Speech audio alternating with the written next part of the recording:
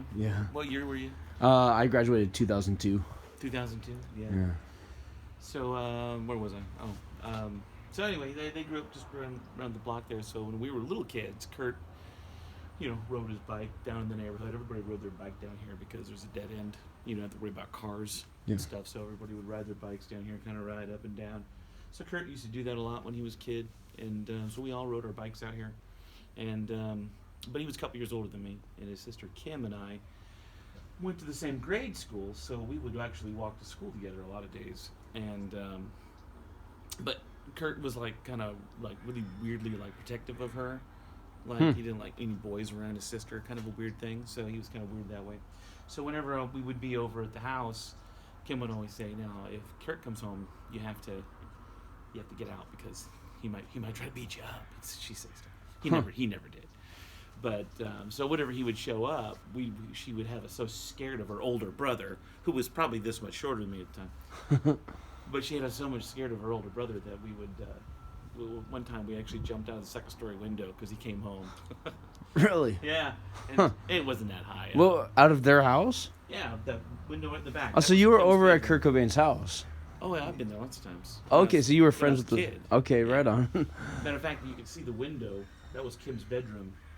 In the back, if you stand out in the street, you could see the window, and that was the window we jumped out of. But probably my best Kurt Cobain story when we were kids, because he moved away after his folks divorced, and he ended up going out and living with his grandparents in Montesano when he was probably 12 or 13. I don't remember exactly how old he was, but so he wasn't around much after that, except he'd come and visit once in a while. So I was down hanging out with Kim, and he came over, and he's probably about 14, and he had a couple of his friends with him, and he was about 2 years older, so I was about 12, and he had about 3 of his buddies with him, and so he came home, and there I am in the backyard with Kim, and he's like, "What are you doing, my sister?" I said, "Nothing, we're just playing." And that was kind of the thing, that older kids would do to when you grew up around here. Older kids would kind of, mess with the younger kids. Huh. I wouldn't necessarily call it bullying, but it was just kind of like, we're going to intimidate you a little bit. So they had this fence around the backyard. I think the fence is still there. And there was a big knot hole in it. So Kurt's buddy holds my head up to the fence and puts my eye over the knot hole. And Kurt's on the other side. He's got the stick. He's going, "I'm going to poke your eye out. I'm going to poke your eye out." He's sticking this stick in there. I'm like, "No, Kurt, don't poke my eye out." He never poked my eye out. He was just messing with me. Huh. That's probably my best Kurt Cobain story when we were kids. Yeah. He threatened to poke my eye out with a stick. So he was like a practical joker, huh? Sure, yeah. He was a typical kid that grew up around here. I mean, the older kids would kind of pick on the little kids. I wouldn't say pick on. It was more just like it was a rite of passage, if you get picked on when you were little by somebody bigger, then when you got a little bigger, you'd pick on somebody else the same way. So it was really it was harmless, playful, kind of fun, just intimidation. He never would have hurt a fly. He wasn't that kind of guy. But I think he liked, especially when his sister was concerned, he liked to show off that he was kind of a tough guy, But that whole demeanor pretty much changed once he got out of town and he got into music real heavy. Matter of fact, I didn't even know he got into music until Nevermind came out. You're like, "Oh, I knew that guy." Yeah, well, I'll tell you a funny story about that. I worked locally at a radio station, and I was a music director at a rock station in town, which is KDUX 104.7. And the single for Nevermind comes in. Now, that's right before grunge changed the world. Right. So all of the rock and stuff that was popular. It's like hair bands. Well, hair bands were kind of out. They were kind of on their way out, but they were hanging on. Yeah. And there was this other type of rock. It wasn't necessarily alternative. It was just kind of this, I don't even know how to describe it. There was all kinds of different bands that you don't even hear about today. They had their little heyday for a couple of years. And then, of course, Nirvana came along and changed the world. So I'm music director, and I get this CD in for Smells Like Teen Spirit. And I'm popping in and listening to it, and I'm like, "Oh man, this is really good. who these guys are. This is really awesome. And I'm going to add it. So my supervisors at the time, my PD and the general manager of the radio station were older guys. They were probably in their mid-30s, hidden in the 40s. Of course, they had their idea what they thought rock and roll was. And so I played it. Oh, man, this is great. We're going to add this. And my programmer says, no, we're not going to add that. It's a piece of crap. And I'm like, but this is, and that's funny. Before that, another guy that I worked with, a guy that I went to high school with, he had an older brother who was the same class as Kurt, so he knew about Nirvana. And he said, that's Kurt Cobain's band. I'm going, seriously? Kurt Cobain's in a band? No idea. I hadn't seen him in years. And so sure enough, I'm looking at the back, and he's on his head or something on the back, this stage scene. I'm like, what? It looks like his hair. But yeah, so there's his name on it. Wow, Kurt Cobain. Who knew? That's cool. So now we got to play it, right? So I'm trying to say, this guy's from Aberdeen. No, it's not real rock and roll. So I played at night when they weren't at work. I put it in and played at night. And then, of course, it took off, and it was a huge hit. And, they had to eat some crow. It was pretty funny. But, yeah, that's about all I got. Well, good for you for playing that. It's funny. Well, you had to be stupid not to. Yeah. I mean, I went and listened to it, and I could tell it was gonna be huge. I knew it was gonna be huge, but I was a 20-year-old music director.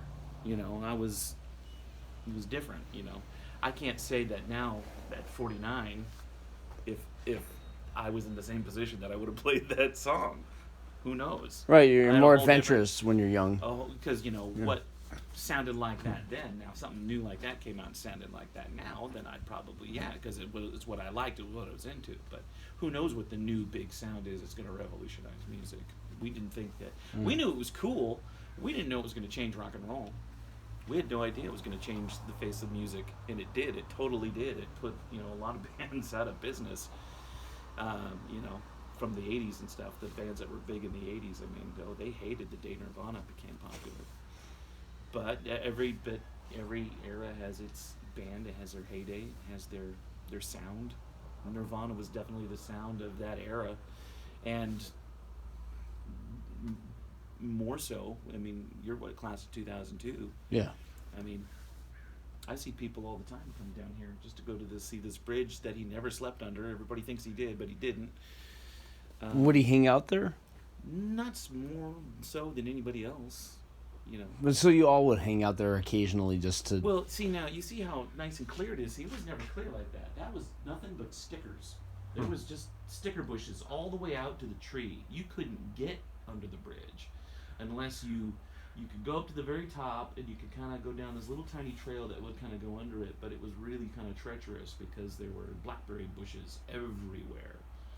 It wasn't until this guy, he doesn't live there anymore, he moved out, but a guy who lived here, he moved into this house about 8 years ago and wanted to put a park in over here, to which nobody in the neighborhood wanted to park over there because we didn't want people just hanging out in the park. Not people like you were fine. I'm talking about just transients that walk back and forth, from this side of the bridge to that side of the bridge. We didn't want to give them a reason to hang out. Of course, he didn't know anything about Nirvana at the time. He just wanted to turn this area into a park. He thought it'd be nice.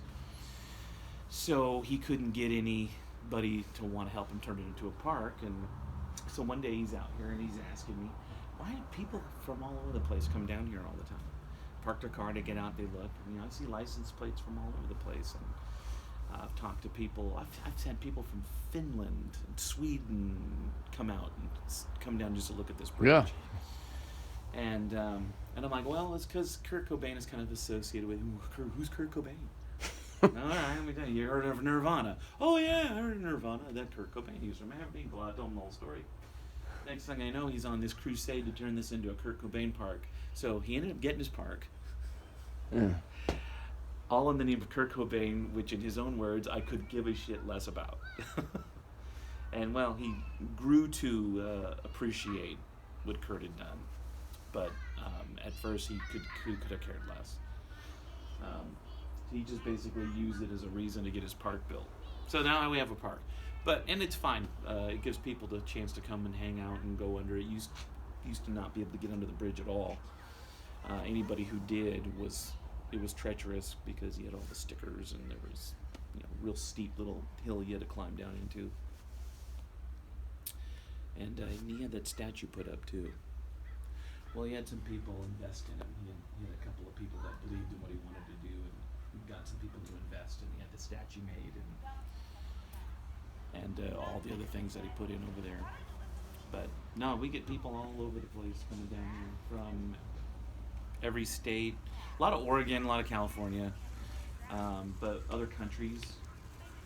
And every once in a while, you'll even catch Aaron Burkhart coming through here, who was the original drummer. Oh, yeah. Yeah, he actually just lives on the other side of the river. Oh, he's still there. Off and on.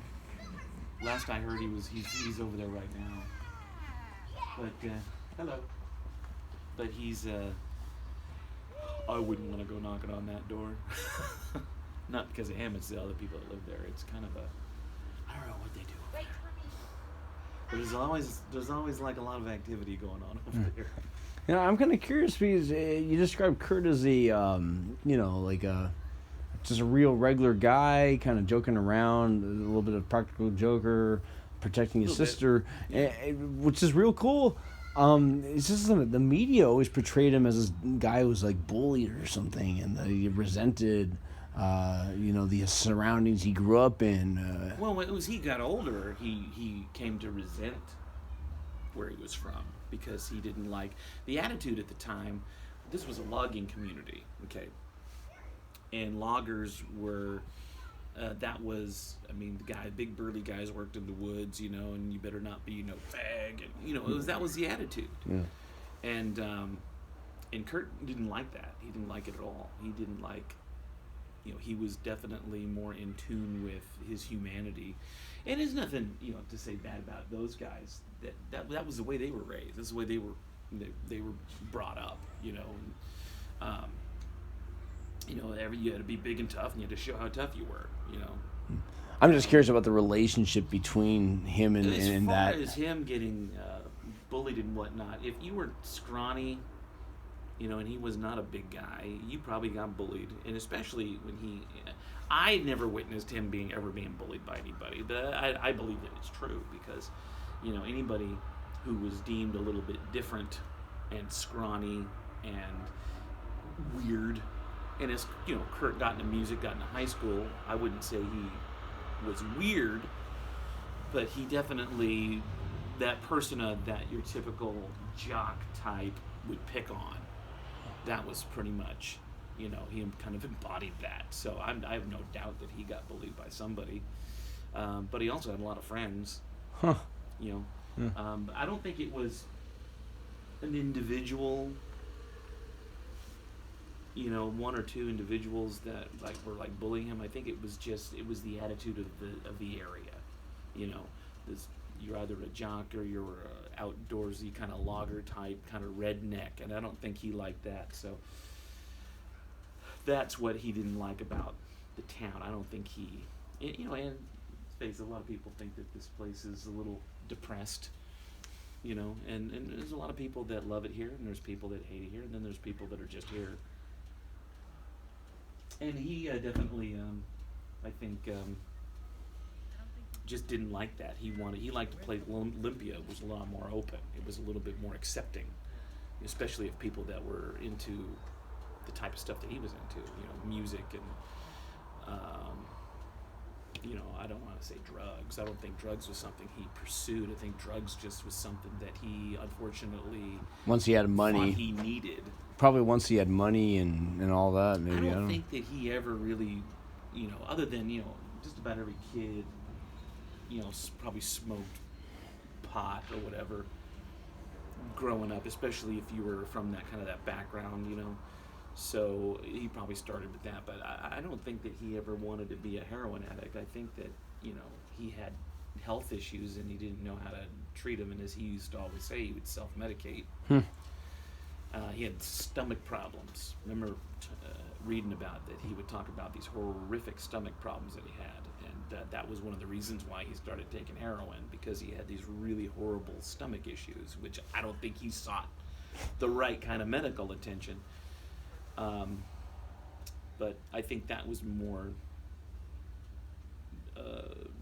probably the reason why he got into the heavy duty drugs than that he just had money. You know, because I don't think anybody wants to get in on heroin. I think people that get in on heroin, they don't really know what they're getting into until it's too late. I don't know. I've never done heroin, so I couldn't tell you. I don't know what the experience is like, but. So what do you think? Was he super depressed, or was Courtney just like really out for his money? That I couldn't tell you. He seemed genuinely happy when he first met Courtney. And I'm speaking of what I saw from everybody else saw, because after the time he left town, I never talked to him again. You know, so I talked to his sister on occasion. I've talked to other relatives of his on occasion, but I never talked to Kurt after he became famous, or even after he left for Seattle. I never even saw him. Probably the last time I saw him face to face, we were probably 15 or 16 years old. Well, he was probably about 17, 18. I was probably about 16. And it was probably just passing by. Was he ever like at that age? Do you see him like doing hooligan type stuff at all? No, but I'm pretty sure he did. Just about everybody did. You know, Okay. When the lights went down, man, everybody kind of did hooligan stuff. So I'm not surprised by it. So I'm sure that he did. Everybody, even the jock douchebags, that he would call them, probably did hooligan stuff. Especially on certain nights. That's cool that you admit that, because it's like a lot of times, there's just like one-sided narrative. No, everybody's, all the kids did hooligan. Some were worse than others. I mean, it depends on what your definition of hooligan stuff is. But did you paint God as gay in the side of a bank? That's what people say. As far as I didn't. I've heard that he did it. I don't know that he did it, but that's the rumor that he did it. But somebody did it. So I think he admitted to it. But yeah, that was a story that he told. Yeah. But he told a lot of stories, because that's what he was. I mean, he didn't just write music. He wrote stories. He wrote poetry. He did art. So who knows what. From the stories that he's told, did you ever see Montage of Heck? I am ashamed to admit I have not. There was a whole thing in the documentary Montage of Heck, and a couple of his buddies, like Buzz from the Melvins, were really kind of outraged because they said the story wasn't true. And I actually, because I work in a radio station, I did an interview with the director of the movie, which was this documentary on HBO. But then he tells this whole story about this kind of quote-unquote, these are his words, retarded girl that all the neighbor kids would go and bang. And he was going to go and bang this girl. And then he felt sick, so he didn't. So there's this whole... And it's in his words. It's his voice. And when I saw the documentary, I was thinking, wow, I don't ever remember anybody that fit that description. Neighborhood girl-wise, whatever. And anyway, there was a lot of, the director of the movie didn't make this clear, but it was like a recorded story, or something that Kurt had written. It wasn't true, but so he included it in this documentary. And so people didn't know that it wasn't true. And so I actually had a chance to talk to the director directly and say, hey, a couple of people are kind of upset about this story, and I gotta admit, I don't remember anybody that fits that description. And I grew up, 2 blocks away from where this house supposedly was. He goes, well, I just kind of felt in the narrative that we used it, and using, and I could be wrong on this, but I'm thinking it was actually Kurt. It was something he had recorded, like a story he had written, he recorded, and that was what they were using in the movie. And he goes, I felt that people would know that it was a piece of art. It was a piece of something that he had written about growing up here. And you'd have to go back. It's been a while since I've seen it. You'd have to go back and watch the documentary to see exactly what I'm talking about. But if I remember correctly, it was something. It was Kurt's own voice, something that he'd recorded because he used to record stuff on his little cassette player, and do stuff like that. But again, I did not know him in those days. I just knew him when we were kids growing up in this neighborhood. Knew his sister a little better. I saw her about a year after he died. And it was so weird because it'd been a year since he'd died, and I was working. I was out of radio for a while, and I was working at a local shop. And she came in, and she walked up, and she says, "Oh, hey, hi, Phil." And I said, "Hey, how you doing, Kim? How are you?" And then it just dawned on me, God, your brother died, and because it'd been like a year, and so it was like really happy to see her. Then I was kind of like, "Oh, how you doing? I'm really sorry about what happened." And I think that at that point she was probably tired of people telling her they were sorry, but probably appreciated it, I don't know. I just kind of, it was great to see her, but at the same time, it was kind of like, gosh, that was a horrific thing. I'm sorry about that happened to your family. And so we just talked for a minute, and I think at that point she'd said she's living in Olympia, and she has family down here. Her grandmother, if she's still alive, lived over in Cosmopolis. So. Did their dad live around here? Was he in that house over there? Well, yeah, when they were kids until the divorce. Oh, yeah, that's right, the divorce. And the legendary they, divorce. They lived in that house until the divorce, and then his dad moved to Montesano. My dad actually worked with Kurt's uncle, a guy named Kurt Cobain. So that was Kurt's dad's brother. But I don't remember Kurt's dad. I remember Wendy. That's a mom, she right? was always home. Yeah, she was home. I don't remember her. Well, especially when they were married. I think he was working a lot, and she was always home. It's back in the days when, the dad would go out and work all day and mom stayed home with the kids. There wasn't a lot of... What was his job? God, I don't remember. It wasn't logging or anything? It could have been some kind of a wood job, some kind of a... So this town is probably like... lumber job. When they built these houses, probably the original owners were a lot of wood jobs, I'm guessing. There was a lot of lumber industry, but there was other industry too. But a lot of people that worked was supported by lumber mills, logging lumber mills. There was pulp mills. There's still a pulp mill, but there was a big sawmill that's now shut down. There's a big pulp mill that's still here. One, there used to be like three. That's the only one that's left, and Weyerhaeuser and ITT Rainier were two of the major mill owners. And then there was a lot of just mom and pop operations, shake mills and stuff, which there's still a handful of those around the area. But at one time, most everybody worked either in the woods, drove a log truck, worked in one of the mills that processed the lumber. Other than that, the really only major, industrial type jobs were on the port dock, longshoremen, that sort of thing. And then, of course, emergency personnel, fire police, that kind of thing. My dad worked in the woods when I was a kid, but he got a job working in the fire department. And so he was a fireman from the time I was about 6 years old until he retired. But just about everybody, back in the day, probably got their start working in the woods of some sort. I never did. That wasn't my kind of work.